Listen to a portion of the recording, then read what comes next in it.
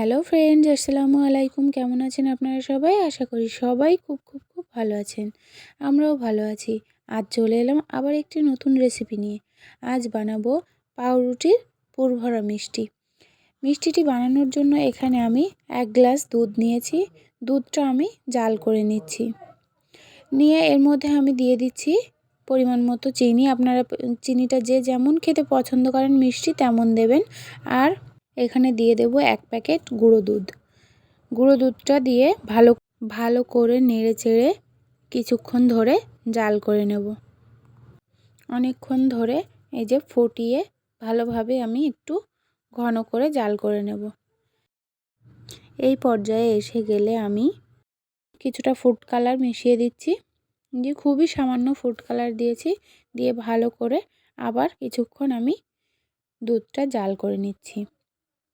নিয়ে আমি দুধটা নামিয়ে নিয়েছি। নিয়ে ওই একই কড়াইতে আমি দিয়ে দিচ্ছি কিছুটা ঘি। ঘিটা দিয়ে আমি এর মধ্যে দিয়ে দেব 1 বাটি পরিমাণে সুজি। আমি বাটিটা একটু ছোট বাটি রেখেছি। সুজিটা দিয়েছি। পুরটা বানানোর জন্য আমি সুজিটা দিচ্ছি। যতটুকু পরিমাণে লাগবে আমি ততটুকুই দিয়েছি। দেওয়ার পর আমি সুজিটা হালকা একটু ভেজে নিচ্ছি।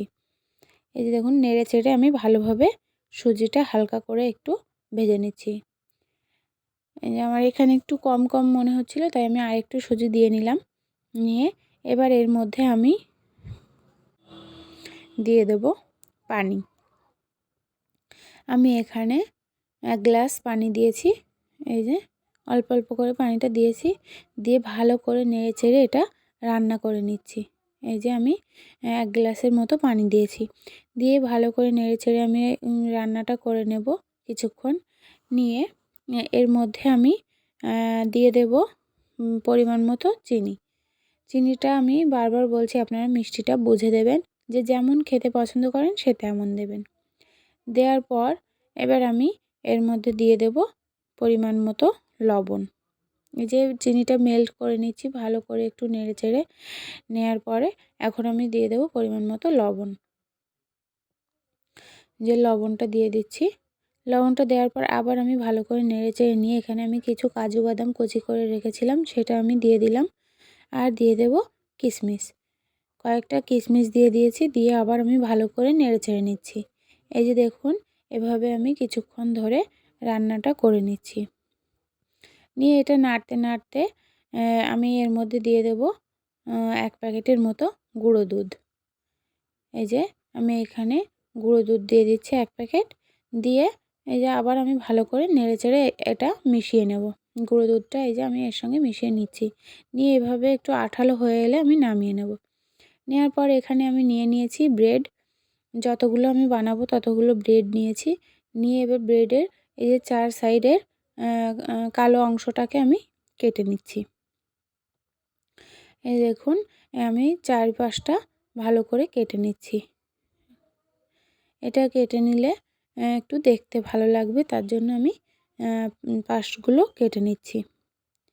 এই যে এভাবে আমি একে একে সবগুলো পাউরুটি একই রকমভাবে আমি সাইডগুলো সব কেটে নেব। এই যে সবগুলো আমি একে একে কেটে নিয়েছি। নেওয়ার পর আমি একটা স্লাইস নিয়েছি। নিয়ে একটা বেলনির সাহায্যে ভালো করে আমি একটু পাতলা করে বেলে নিচ্ছি। এই যে এভাবে সবগুলো আমি একে একে বেলে নিচ্ছি। বেলে নেওয়া হয়ে গেলে যে একটা নিয়ে আমি এর মধ্যে কিছুটা পুর দেব। এক সাইড থেকে দিতে হবে। দেওয়ার পর এটা এই যে দেখুন একটু আমি গোল করে দিলাম। দিয়ে এটা রোল করে নেব। পাউরুটিটা আমি এক সাইড থেকে এভাবে রোল করে নেব। নিয়ে একটা প্লেটে তুলে রাখবো। এই যে দেখুন এভাবে গোল করে নেব। নিয়ে একটা প্লেটে তুলে রাখবো। এভাবে আমি সবগুলো একে একে বানিয়ে নেব। একই রকমভাবে এই যে আমি সবগুলো বানিয়ে নিচ্ছি। এভাবে আমি সবগুলো বানিয়ে একটা প্লেটে নিয়ে নিয়েছি। নেওয়ার পর এবার আমি যে আগের থেকে যে দুধটা আমি রেডি করে রেখেছিলাম সেই দুধটা আমি এবার এর মধ্যে অল্প অল্প করে ঢেলে দেব। একটু গরম অবস্থাতেই দিতে হবে। দিয়ে এই যে দেখুন আমি একে একে সবটুকু দুধ এর মধ্যে দিয়ে দিচ্ছি। দিয়ে উপর থেকে একটু গার্নিশিংয়ের জন্য আবার কিছুটা কাজু বাদাম কুচি করে রেখেছিলাম সেটা দিয়ে দিলাম। আর কিছু কিশমিশ দিয়ে দেব।